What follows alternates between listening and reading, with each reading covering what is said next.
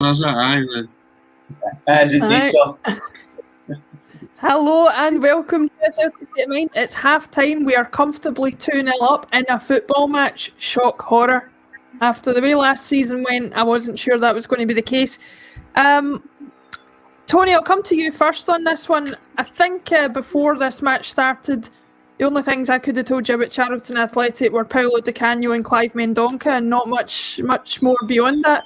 I've not really learned very much else about them other than that they're not a great test for us. So what have you made of the first half yourself? And Jayden Stockley's no change since his Aberdeen days.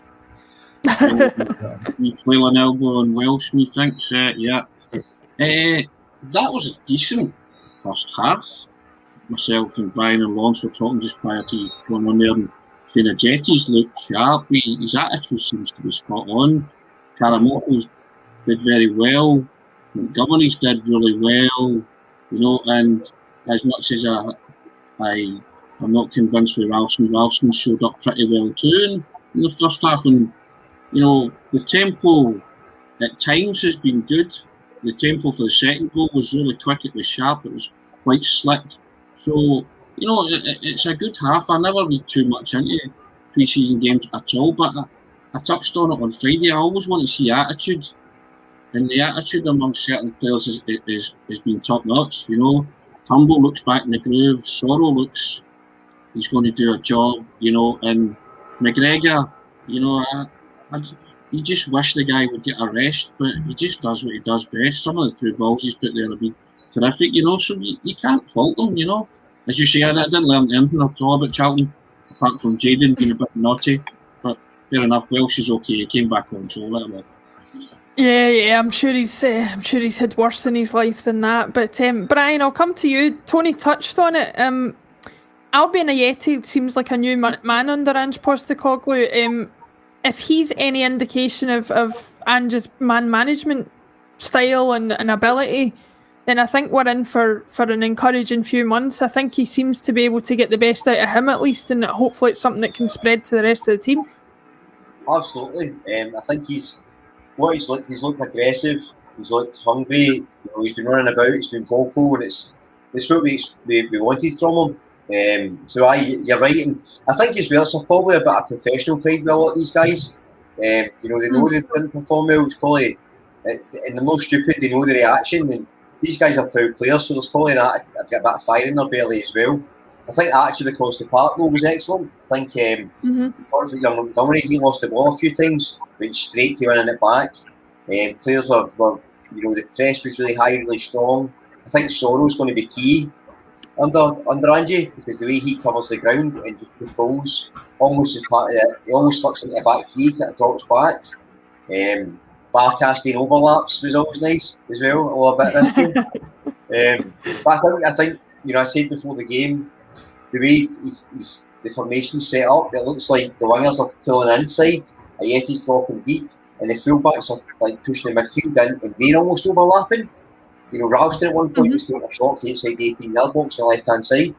So we're going to be a nightmare to mark, and I think that's going to force teams back. So again, you can't read too much at pre-season in terms of results, but I think you look at the attitude change and the way we're going about our business, very pleased so far. Yeah, I think that's a major thing, Lawrence, that I've picked up from the Ange being mic'd up last week and talked about we never stop, we never give up, we never give in. We let the other team do that, but we keep going for the 90 minutes. Although it's not been ideal because we're in pre-season, I think the tempo's definitely been kept up there, and you can see encouraging signs that they're going to be forced to keep that tempo up and bombard teams going forward as the season goes on. Yeah, definitely. I mean, the tempo was good in parts there.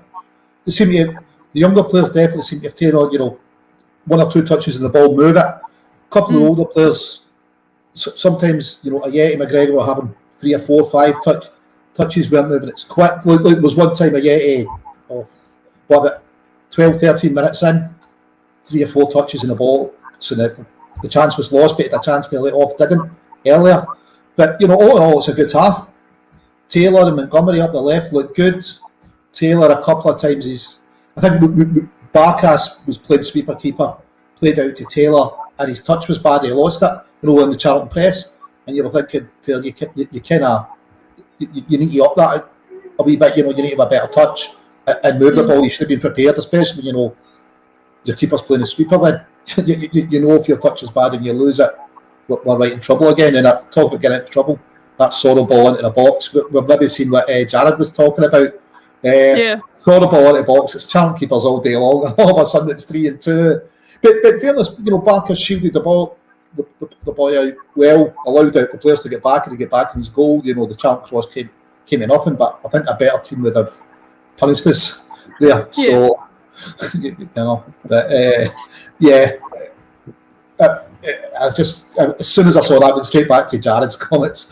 You know, I was like, geez, we're going to see this a bit this season. Yeah, Tony, just to pick up on what Lawrence is saying there, and Brian mentioned earlier about overlapping runs from Barkas, there's still moments where your heart's in your mouth at least, but I did see some encouraging signs. There was a point towards the end of the half where he quite clearly gave a shout for I think it was Welsh to leave it, and he sort of shepherded it back into the box. So I think there's signs that he's improving, but you know, it's going to be slow and steady. I think it's a bit early for Barkas to be doing his Manuel Neuer sweeper keeper, you know what I mean? The jury's still out on him, you know. I want him to master the basics of keeping that ball with the gloves, you know, with the gloves. That, you know, he said times last season he thought he was playing with a Kenny Everett brotherly love hands on, you know.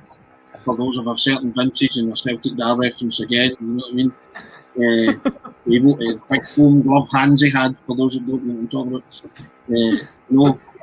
Listen, I think it's maybe, you don't know if the manager's had a word with him. He's made them more confident. His position fighting me at times, but it's a pre-season friendly. Not everybody's like shtick and he's got, you know, and he's going to like lob him from 60 yards. You know, but I'm sure he'll be mindful of that. But you know, there's, as I say, he's doing a couple of things right. You know, he was a bit of a scapegoat last season, Barkas. And it's so easy to turn him into that again. Because I don't think any Celtic supporter really knows what he's doing in his knocker. Whenever he played, something happened. He either lost a terrible goal.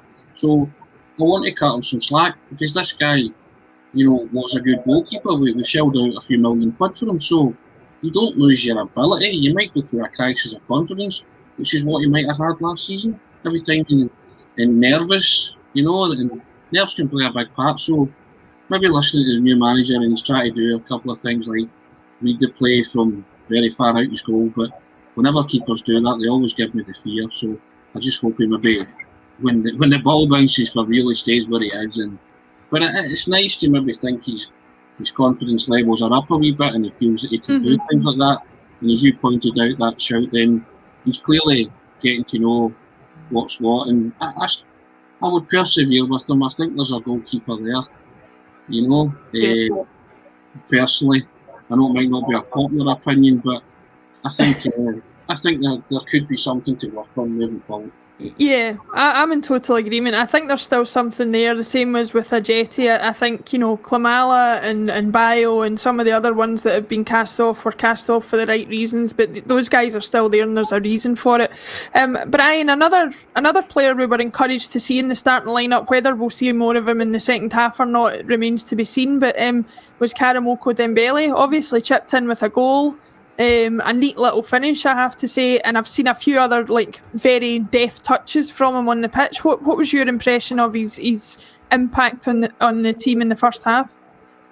Well, do you know what I was most impressed by was his tracking back. Actually, you know, a couple of times, one point he was in the box, he cleared the ball, so he's no this wee sort of luxury player with a bad attitude that we've been led to believe. He actually was putting himself about. What I loved as well was Ange having a wee word with him, and then 2 minutes later he scores. Now, that's possibly a coincidence, but if it's no, I'm delighted. But either way, the optics of it are really positive, so you can't complain. But yeah, I think wee Manny's, and you know, I think it was his sort of running, avoiding the tackle to help set up the second goal. So over the moon with him so far, and I think the other pleasing thing, just we were talking before the game about defenders, and I would have loved a Bobo Baldi type in this team today. He knocked Big Stockley about, because he's a player who's desperately needed a clap. But one of the things I've been happy about, I know we're only 2 games in, is we've actually defended set pieces well and crosses into the box well. Open play we're a bit more exposed, but it looks so far like we're actually winning headers in the box. So that's another really pleasing aspect. Lawrence, looking at picking up on what Brian said there about Ange, seeming very engaged on the touchline and seeming to have input with the players, speaking to Karamoko directly. I saw him doing a couple of other more general shouts out to the team. It's refreshing to see, isn't it, considering we had a manager last season who, I can't remember the game, but was spotted on camera with his feet up while we were 2-0 down or something like that. Whether it's the information that is correct or whether you know exactly what's going on, as Brian says, the optics of it are good at least, aren't they? Well, I think it's good to see there's a definite connection there, isn't there? Because there was a disconnect last season, and already Ange appears to have a connection with the players. He appears to be driving them on, which is brilliant to see. Even Belly, I thought the cracking half. He'd one turn about 20 minutes in, maybe, over the touchline, beats two guys, but unfortunately Turnbull was in the space. The ball hit off Turnbull, it looked like the Belly was, just going to run down the line. But,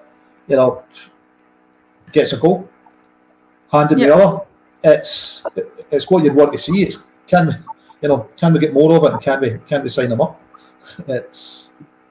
It's the worry with Dembele, isn't it? If we left it too late, whatever way he's been managed by the club. Yeah. But yeah, Ange definitely seems to be getting buy-in from the players so far. Certainly from Ayeti. I mean, that's a big investment as well up front from Celtic. Tony's touched on it with Barkley's a big investment. But, and maybe Barkley's the type of... I mean, Barkley's probably the type of keeper for an Ange team. Because last season, I think a few times we said, all we can say about Barkley, he's good with the ball at his feet. He is a sweeper keeper. He's got that ability. And you're going to need that. And an Ange team, when you're pushing on all the time, you're asking your keeper to do that. So it's perhaps the type of team that Barkas is more used to and can thrive in. It's a role that's maybe made for him. The worry is he a goalkeeper? Can he save shots? So Tony's touching that. But listen, you don't lose your ability. It could have been confidence. We know Big Shane had a bit of a crisis of confidence when he came in. It wasn't the right partnership at the back for us, Shane and I, or Shane and Welsh. So Tony's touched on it already. So hopefully, if we get a decent centre half and right back, both of who walk into the team. Now, look, listen, Tony Ralston done well. Great cross. Put it in the strike. But I'm not convinced we still don't need a replacement for him over that. So I think it's two defenders that walk into the team, dominant centre half, and an all action right back comes in. Either that, Chris signs a contract and moves to right back. So what you're saying, Lawrence, is you've watched the whole 45 minutes and you still don't think you still think we need defenders, and nothing's really changed on that score. Loud and clear. Yep. Tony, before we wrap up for the second half, I just wanted to get your thoughts. I think it was Brian that said before the match started that we were encouraged to see Turnbull, Sorrow and McGregor in midfield. They would have been a lot of people's choice for the midfield last season, even though it didn't come to fruition as often as we would have liked. Sorrow looked really good in terms of movement, but there was a few misplaced passes for my liking. What did you make of the midfield? Do you think it's a midfield that we can build the team around? I think it's a decent midfield moving forward. Sorrow just needs to work on his distribution, but let's bear in mind, Scott Brown wasn't the greatest passer, was he? Of all time. So I'm allowing players like that to get these out in pre-season games. When the ball bounces for real, you have to get your passing spot on, and no margin for error. I'm just laughing at you. You're laughing at me. I'll let you read that out, Laura. Tony Ralston, the Charlton Rivellino. Now, somebody correct me if I'm wrong. My football history might be wrong here, but I didn't think Rivellino was a right back. But who knows? Oh no, that's Tony Ralston. So, Lawrence, you are on form. That's a yellow card, Lawrence. But to get back to Sorrow, you've got to tighten your passing up. It shows. Lawrence touched on it. Better teams will punish you if it's not right in that area. But That three, I'm quite happy with that three moving forward. You know, and if you want to play a 4-4-2, then you're going to bring in somebody that can maybe shore up that midfield as well. You know, maybe a defensive anchor. But the three, I mean, McGregor and Tumbo are ballers in my opinion. You know, I think Soro can become a baller. Nothing to stop him, but his passing, as you say, you pointed out, it's erratic.